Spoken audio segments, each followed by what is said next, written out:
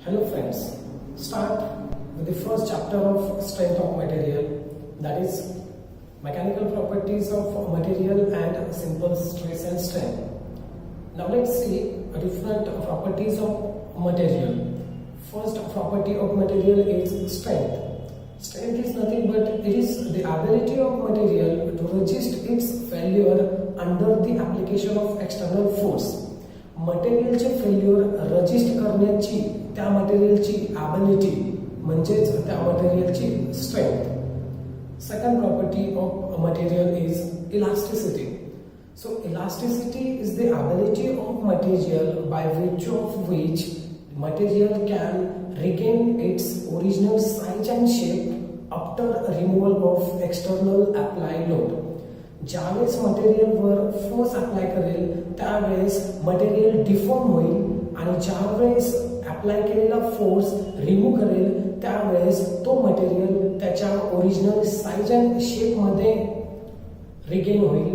त्या मटेरियलच्या प्रॉपर्टीला आपण इलास्टिसिटी असे म्हणतो. फॉर एक्झाम्पल ऑफ रबर, ज्यावेळेस आपण रबरवर फोर्स अप्लाय करेल त्यावेळेस रबर डिफॉर्म होईल. म्हणजेच काय, त्याच्या ओरिजिनल साइज अँड शेप पासून तो डिफॉर्मच्या साइज अँड शेप मध्ये जाईल आणि ज्यावेळेस डिफॉर्म झाल्यानंतर जो फोर्स अप्लाय केलेला आहे तो फोर्स ज्यावेळेस रिमूव्ह करेल त्यावेळेस तो रबर त्याच्या ओरिजिनल साइज अँड शेप मध्ये येईल. ती जी प्रॉपर्टी रबर मध्ये आहे त्या प्रॉपर्टीला आपण इलास्टिसिटी असे म्हणतो. Third property is plasticity. So plasticity is nothing but it is the ability of material by virtue of which material doesn't come to its original size and shape after removal of applied external force. In short, it is a permanent deformation.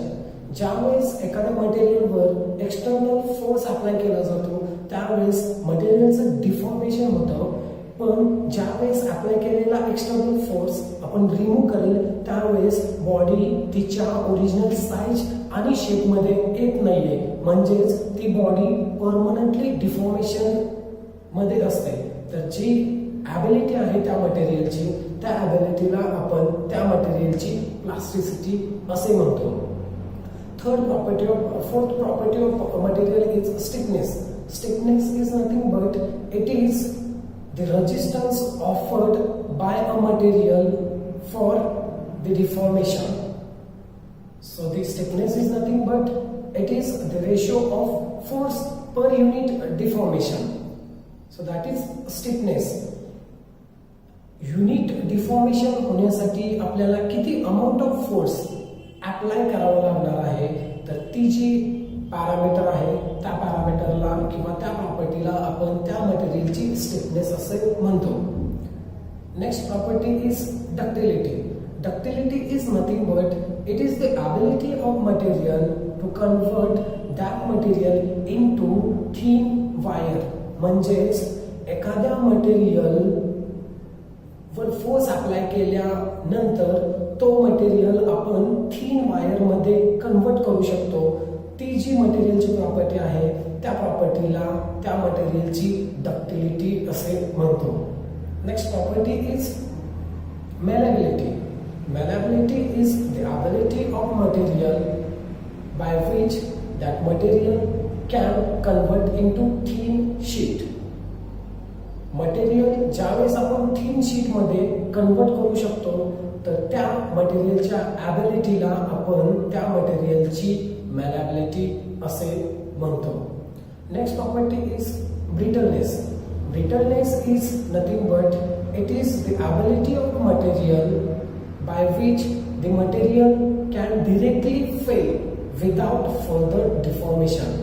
म्हणजे ज्यावेळेस एखाद्या मटेरियलवर आपण force apply करेल त्यावेळेस ती body fail होईल without further deformation. म्हणजे त्या बॉडीचं डिफॉर्मेशन न होता बॉडी डिरेक्टली फेल होईल.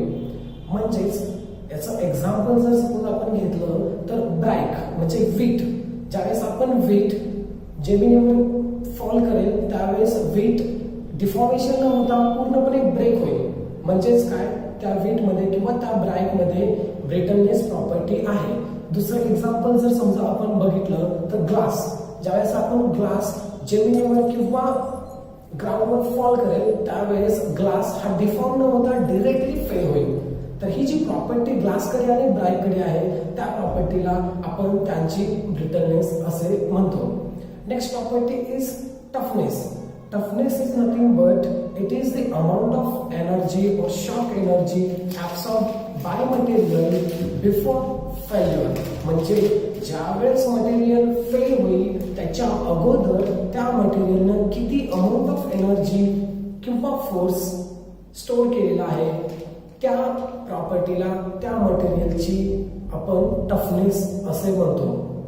Next property is hardness. Hardness is nothing but it is the ability of material to resist its scratches, wear and abrasions. म्हणजेच ज्यावेळेस मटेरियल स्क्रॅच करेल किंवा ॲब्रेजन करेल किंवा त्याचं वेअर होईल त्यावेळेस या प्रॉपर्टीजला जो अपोज करण्याची जी ॲबिलिटी त्या मटेरियलची आहे त्या प्रॉपर्टीला त्या मटेरियलची हार्डनेस असं म्हणतो. For example diamond. Diamond is a hardest material कारण आपण डायमंडवर स्क्रॅचेस वेअर हे करू शकत नाही. Even diamond with the help of diamond आपण दुसरा मटेरियल कट करू शकतो. ही जी प्रॉपर्टी आहे डायमंडला त्या प्रॉपर्टीला आपण हार्डनेस असं म्हणतो. Next property is fatigue. Fatigue is nothing but it is the ability of material which resist the failure of material under the repetitive and reverse application of forces. म्हणजे ही मटेरियलची ability आहे की ज्या ॲबिलिटीमुळे मटेरियलमध्ये जे फेल्युअर होणार आहे रिपिटेटिव्ह अप्लाइड फोर्समुळे आणि रिव्हर्स फोर्समुळे जे फेल्युअर त्या बॉडीमध्ये होणार आहे त्या बॉडीची जी रेझिस्टिव्ह प्रॉपर्टी असणार आहे त्या प्रॉपर्टीला त्या मटेरियलचं फटीग असे आपण म्हणतो. Next property is creep. Creep is nothing but it is a slow continuous and permanent deformation of any body for a long period of time.